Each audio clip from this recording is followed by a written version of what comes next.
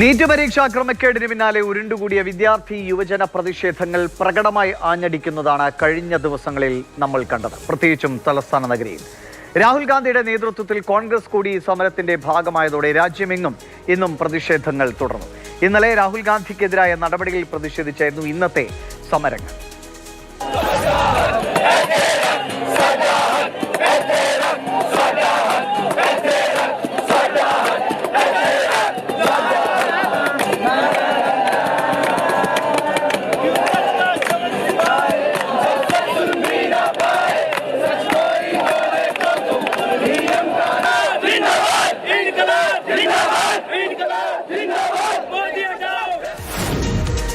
ഇന്ന് പാർലമെന്റായിരുന്നു ശ്രദ്ധാകേന്ദ്രം. കഴിഞ്ഞ ദിവസങ്ങളിലെ പോലീസ് നടപടിയിലുള്ള പ്രതിപക്ഷ പ്രതിഷേധം പാർലമെന്റിനെ ബഹളത്തിൽ മുക്കി.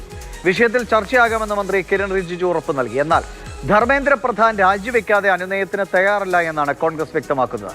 പോലീസ് നടപടിയിലെ ദൃശ്യങ്ങൾ ഉയർത്തിക്കാട്ടി കേന്ദ്ര സർക്കാരിനെ കടന്നാക്രമിക്കുകയായിരുന്നു രാഹുൽ ഗാന്ധി.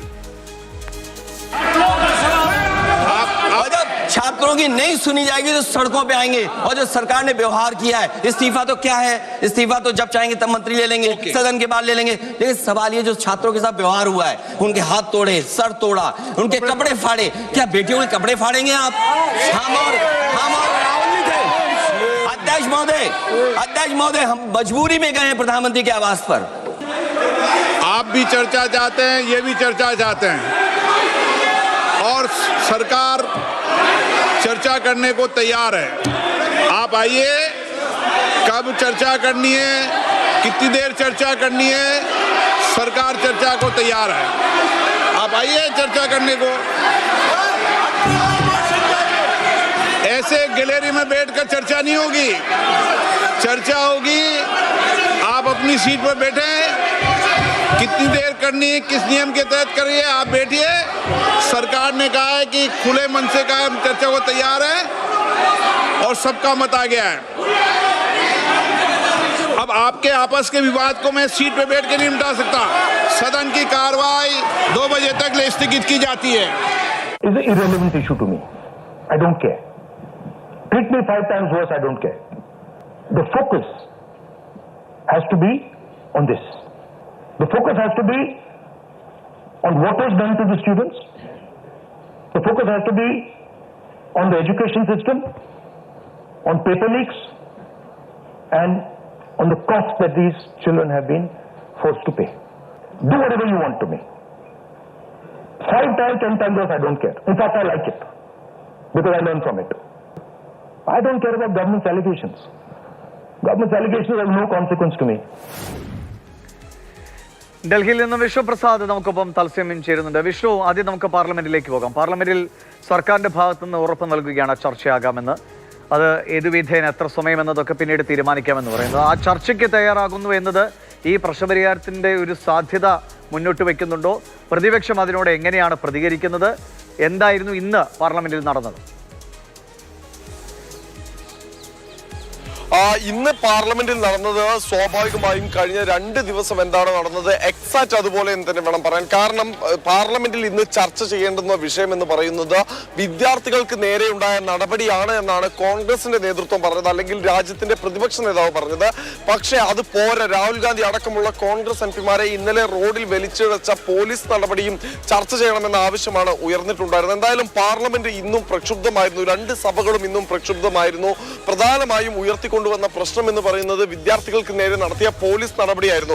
എന്തായാലും കേന്ദ്ര സർക്കാർ ഇതിൽ പറഞ്ഞത് തങ്ങൾ ചർച്ചയ്ക്ക് തയ്യാറാണ്. പക്ഷേ ഏത് സെക്ഷൻ പ്രകാരം, അതായത് അടിയന്തര പ്രമേയ നോട്ടീസ് പ്രകാരം ചർച്ചയ്ക്ക് എടുക്കണോ അല്ലെങ്കിൽ ഒരു പ്രത്യേക സെഷനായി തന്നെ ഇത് സംബന്ധിച്ച ചർച്ച നടത്തണോ എന്നതിൽ തങ്ങൾ തീരുമാനമെടുക്കും. ചർച്ചയുടെ സമയം എത്ര നേരം വേണമെന്നത് തങ്ങൾ തീരുമാനിക്കും. ഈ നിലപാടായിരുന്നു കേന്ദ്ര സർക്കാരിനുണ്ടായിരുന്നത്. പക്ഷേ ഇത് അംഗീകരിക്കാൻ പ്രതിപക്ഷ പാർട്ടികൾ തയ്യാറായില്ല. അതുകൊണ്ട് തന്നെ റോഡിലിറങ്ങി പ്രതിഷേധിക്കുന്ന വിദ്യാർത്ഥികൾക്കൊപ്പം തന്നെ നിലനിന്നുകൊണ്ട് പാർലമെന്റിലെ നടപടിക്രമങ്ങളെ പ്രതിഷേധിക്കുന്ന പ്രതിപക്ഷത്തെയാണ് ഇന്നും പാർലമെന്റിൽ കാണാൻ സാധിച്ചത്. ഇന്നലെ രാഹുൽ ഗാന്ധിക്കും മറ്റ് എംപിമാർക്കും എതിരെ ഉണ്ടായ പോലീസ് നടപടിയിൽ പ്രതിഷേധിച്ചുകൊണ്ട് കറുത്ത വസ്ത്രങ്ങൾ അണിഞ്ഞാണ് എംപിമാർ ഇന്ന് പാർലമെന്റിലെത്തിയത്. മഹർദ്വാർ എന്ന് പറയുന്ന പാർലമെന്റ് കവാടത്തിന് മുന്നിൽ പ്രതിഷേധിക്കുകയും ചെയ്തു. അതേസമയം കോൺഗ്രസിന്റെ അധ്യക്ഷനും രാജ്യസഭാ പ്രതിപക്ഷ നേതാവുമായ മല്ലികാർജ്ജുൻ ഖാർഗെ പറഞ്ഞത് കേന്ദ്ര വിദ്യാഭ്യാസ മന്ത്രി ധർമ്മേന്ദ്ര പ്രധാൻ രാജിവെച്ചതിന് ശേഷമാകാം ചർച്ച എന്നാണ്. എന്തായാലും പാർലമെന്റിൽ സംഭവ വികാസങ്ങൾ ഇങ്ങനെയൊക്കെ ആയിരുന്നു. സഭാ നടപടികൾ ഒരു തരത്തിലും മുന്നോട്ട് പോകാൻ സാധിക്കാത്ത നിലയായിരുന്നു രണ്ട് സഭകളിലും ഉണ്ടായത്. അതോടുകൂടി പാർലമെന്റിന്റെ വർഷകാല സമ്മേളനം ആരംഭിച്ച 3-ാം ദിനവും സഭാ നടപടികൾ നിർത്തിവെക്കേണ്ടി വന്ന സാഹചര്യമാണ് ഉണ്ടായിട്ടുള്ളത്. അതേസമയം തന്നെ ഈ ജന്തർ മന്ദറിൽ സമരം തുടരുന്ന CJP പ്രവർത്തകരെ സംബന്ധിച്ച് അവരോടും ഒരു ചർച്ചയ്ക്കുള്ള ഓഫർ കേന്ദ്ര സർക്കാർ മുന്നോട്ട് വെച്ചിരുന്നു. വിഷ്ണു, നിലവിൽ CJP ഇപ്പോൾ ചർച്ചയ്ക്ക് തയ്യാറാകാതെ ഏതെങ്കിലും ഒരു നിഷ്പക്ഷ വേദിയിൽ ചർച്ചയാകാം എന്നൊരു സാഹചര്യത്തിൽ നിൽക്കുന്നു. സോനം വാങ്ചുകിന്റെ നിരാഹാരം അവസാനിപ്പിച്ചേക്കുമെന്ന തരത്തിൽ വിവരങ്ങൾ വരുന്നു. എന്താണ് ഇപ്പോൾ നിലവിൽ CJPയുടെ ഒരു നിലപാടും ഈ സമരം എങ്ങനെ മുന്നോട്ട് പോകാനുള്ള സാധ്യതയാണ്? അതോ ഒരു പരിസമാപ്തിയിലേക്ക് നാളെയോ മറ്റന്നാളോ എത്താനുള്ള സാധ്യതകളുണ്ട്? നാളെയുമായി സമരം എന്തായാലും അവസാനിക്കുന്നില്ല. കാരണം സമരം തുടരുക തന്നെയാണ്. CJP എന്തായാലും കേരളത്തിൽ നിന്ന് ഉൾപ്പെടെയുള്ള ആളുകൾ ഇവിടേക്ക് വരുന്നുണ്ട്. ഒരു വാക്ക് ഞാൻ പൊത്തിപ്പിടിക്കുന്നുണ്ട്, അല്പം മോശമായതുകൊണ്ട്. എന്തായാലും കേരളത്തിൽ നിന്ന് അടക്കമുള്ള ആളുകൾ ഇവിടെ എത്തി ഈ ഒരു പ്രതിഷേധത്തിൽ പങ്കെടുക്കുന്നുമുണ്ട്. എന്തായാലും ഇത്തരത്തിൽ രാജ്യത്തിന്റെ വിവിധ ഭാഗങ്ങളിൽ നിന്നുള്ള ആളുകൾ എത്തുകയും ഈ ഒരു സമരവുമായി ബന്ധപ്പെട്ട് ഇവിടേക്ക് എത്തുകയും ചെയ്യുന്നുണ്ട്. അതോടൊപ്പം തന്നെ ഇവിടെ ഈ പ്രതിഷേധം നടക്കുന്ന ജന്തർ മന്ദറിൽ ഈ പാതയിലേക്ക് ആളുകൾ വരികയും പോവുകയും ചെയ്യുന്നുണ്ട്. ഒപ്പം തന്നെ പ്രശ്ന പരിഹാരത്തിന് കേന്ദ്ര സർക്കാർ ഒരു പടി കൂടി ഇറങ്ങി വരാൻ ശ്രമിക്കുന്നു എന്നതാണ് ഇപ്പോൾ ഏറ്റവും പുതിയ അപ്ഡേറ്റ് എന്ന് പറയുന്നത്. കാരണം 2-ാം വട്ട ചർച്ചയ്ക്ക് ഇപ്പോൾ കേന്ദ്ര സർക്കാർ സന്നദ്ധ ാണ്. അതിന്റെ പ്രധാന കാരണമായി പറയുന്നത് മുൻപ് നൽകിയിട്ടുള്ള നിവേദനത്തിൽ, അതായത് CJP പ്രവർത്തകരായിട്ടുള്ള സൗരവ് ദാസും അതോടൊപ്പം തന്നെ അശുതോഷ് റാങ്കയും നേരത്തെ കേന്ദ്രമന്ത്രിമാരുമായി നടത്തിയ ചർച്ചയിൽ ഒരു നിവേദനം നൽകിയിരുന്നു, ഒരു ആവശ്യങ്ങൾ മുന്നോട്ട് വെച്ചിരുന്നു. അതിലൊരു മറുപടി കേന്ദ്ര സർക്കാർ പറയാൻ വേണ്ടിയാണ് 2-ാം വട്ട ചർച്ച പറഞ്ഞത്. പക്ഷെ ആ 2-ാം മന്ത്രിയുടെ വീട്ടിൽ എന്നതാണ് CJP പ്രവർത്തകർ സ്വീകരിക്കാതിരുന്ന ആ തീരുമാനം അല്ലെങ്കിൽ ആ നിർദ്ദേശം സ്വീകരിച്ചില്ല. കാരണം നേരത്തെ ആദ്യഘട്ട ചർച്ചയ്ക്ക് വേണ്ടി പോയ പ്രവർത്തകരെ ഏകദേശം 4 മണിക്കൂറാണ് അവിടെ തടഞ്ഞു വെച്ചത്.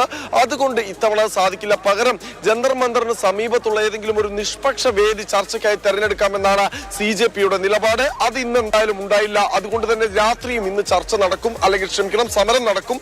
ആ സമരം തുടരുകയും ചെയ്യും. അതിന് ഭാഗമായി തന്നെ പോലീസ് നമുക്ക് കാണാൻ സാധിക്കുന്നത് പോലെ ഇന്നലെ എല്ലാം നമ്മൾ കണ്ടതുപോലെ മൾട്ടിപ്പിൾ ലെയറായി ബാരിക്കേഡുകൾ സ്ഥാപിച്ചുകൊണ്ട് ഇവിടെ പ്രവർത്തകരെ നിയന്ത്രിക്കാനുള്ള ശ്രമങ്ങൾ നടക്കുന്നുണ്ട്.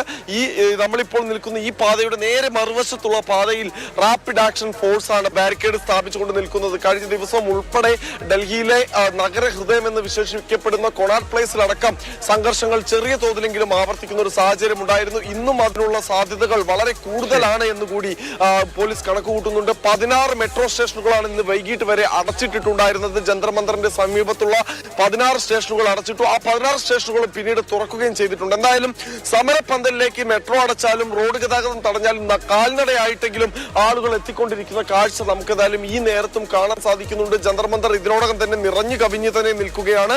ആ ജന്തർ മന്ദറിലേക്ക് ഇനിയും ആളുകൾ എത്തിയേക്കുമെന്ന് തന്നെയാണ് കണക്ക് കൂട്ടുന്നത്. അതേസമയം സമരം ജന്തർ മന്ദർ കേന്ദ്രീകരിച്ച് മാത്രമായിരിക്കണമെന്ന ഒരു നിർദ്ദേശമാണ് ഇപ്പോൾ അഭിജിത് ദീപ്കെ അടക്കമുള്ള CJP നേതാക്കളും നൽകുന്നത്.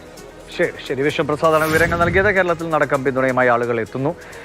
അതേസമയം കേന്ദ്രമന്ത്രിമാരായ JP നഡ്ഡയും ജിതേന്ദ്ര സിംഗുമാണ് CJPയുമായുള്ള ചർച്ചകൾക്ക് നിയോഗിക്കപ്പെട്ടവർ.